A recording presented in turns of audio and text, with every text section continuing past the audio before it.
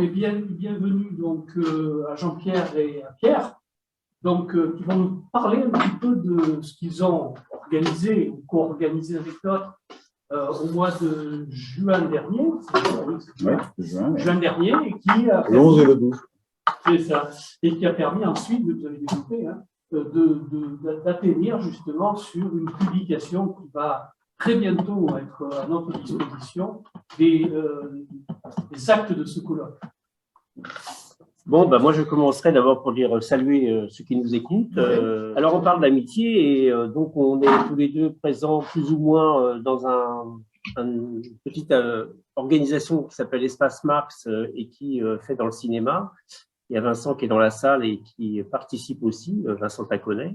Et c'est lors d'une sortie de cinéma, hein, on s'était recroisés en 2020, à la fin de 2020, avec l'idée de travailler sur une soirée cinéma autour de la mort de Patrice Lumumba, qui était mort en 1961. C'était, voilà, au 60e anniversaire. Et puis d'y joindre aussi Thomas Sankara, qui sont deux personnages assez symboliques, en fin de compte, pour nous. Hein, c'était ça dans nos discussions, eh bien, de la décolonisation, de la colonisation à nouveau, je ne sais pas comment on pourrait dire, et qui ont été assassinés parce qu'ils la mettaient en cause. Donc, comme quoi, il y a toujours des gens qui militent et qui symbolisent pour ceux qui suivent leur action, beaucoup d'interrogations et puis aussi de porter leur mémoire.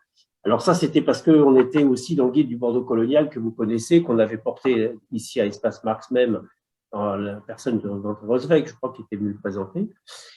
Voilà, et puis Covid obligeant, on s'est retrouvé obligé justement de surseoir à cette initiative, puisqu'on était confinés.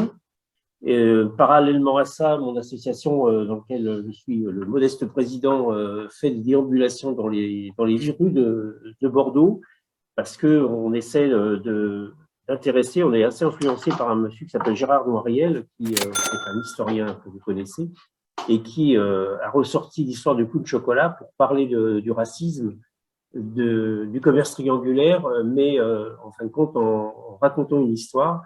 Et ce qui fait qu'on peut c'est beaucoup plus accessible en fait pour beaucoup de gens, et ça leur permet en fait de réfléchir aux conséquences et comment ça s'était passé cette traite. Donc on a fait un petit travail là-dessus, on fait des déambulations, et l'idée nous a pris, puisqu'on était en 2021, c'était le 150e anniversaire de la commune, de réfléchir à ce qui allait aboutir aujourd'hui à commun, commune et communisme avec un S. Et puis après une discussion à bâton rompu autour du mouvement des Gilets jaunes qu'on a suivi, Pierre et moi, cette interrogation, cette révolte, ces révoltes-là faisant écho à d'autres révoltes, hein, puisqu'il y a le cadre institutionnel. Alors ce matin, certains ont évoqué l'attente de changement de période qui accélère et tout, et qu'il fallait peut-être attendre que ça arrive. Je ne sais pas si vous voyez à quoi je fais référence, il y a eu des débats. Donc, ces révoltes, elles sont, comme leur nom l'indique, elles explosent. Nous, après, on analyse quelles sont les conditions objectives pour lesquelles elles explosent, mais elles explosent et personne ne serait bien malin de dire à quel moment elles le font et comment elles le font. Donc, cette interrogation nous avait interpellés. La deuxième interrogation, c'était aussi de voir, et tout à l'heure, Jean-Michel en a parlé, avec quel mépris, je parle de mépris au sens large du terme, avec des nuances différentes, bien sûr.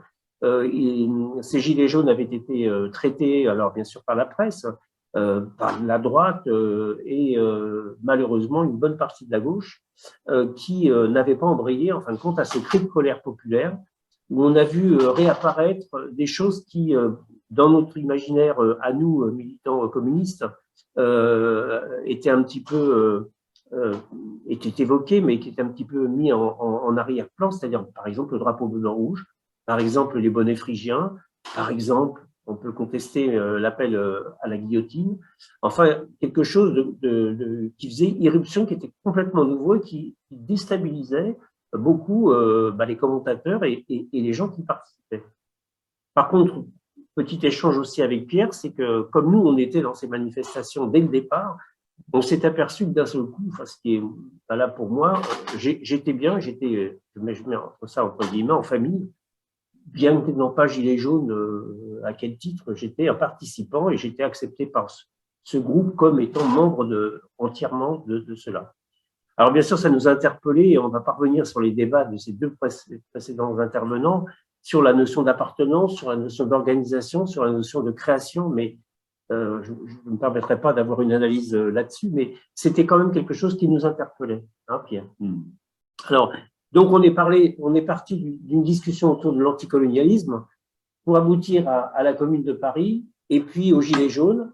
Et on s'est dit, mais ces réflexions-là, pourquoi ne pas en faire profiter plus largement? Alors bon, j'ai dans ma ligne de mire deux amis camarades, Dominique et Vincent, à qui on s'est ouvert et ils nous ont dit, mais oui, banco, pourquoi pas? Et dans un premier temps, l'idée d'une brochure que vous avez dû recevoir, hein, ceux qui sont adhérents à Espace Mars, reprenant les révoltes, hein, chronologiquement, les révoltes qui sont passées. Alors, on avait situé ça à la révolte des Pitots, mais après discussion justement avec le colloque, on l'abordera. Il me semble plus intéressant de parler du Moyen-Âge. Hein. Et donc, on a lancé l'idée ensuite, dans un deuxième temps, du colloque. Alors, je pense que la période covidienne, qui n'est pas finie, visiblement, a dû intéresser beaucoup de chercheurs qui avaient vraiment envie de participer à des réunions, de rencontrer des vrais gens. Hein. Tout à l'heure, on parlait, Jean-Michel en parlait tout à l'heure, c'est le militantisme, c'est pas simplement d'écrire des bouquins, c'est de vivre aussi et de partager des idées comme on le fait aujourd'hui. Hein. Donc, très vite, il y a eu une prise, grâce aussi à un troisième comparse, ouais. Alexandre Fernandez, qui j'espère va beaucoup mieux, parce qu'il était souffrant, il n'a pas pu participer hier. Et donc Alexandre nous a rejoints et nous a apporté bien sûr aussi son carnet d'adresses.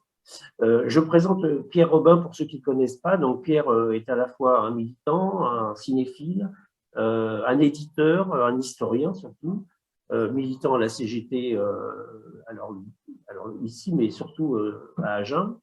Oui, dans le Lot-et-Garonne. Dans le Lot-et-Garonne, c'est bien implanté maintenant. C'est un gars qui a sur la Gironde maintenant. Bon, voilà, et qui en tant qu'éditeur, bien sûr, a quelques facilités pour pouvoir nous éditer.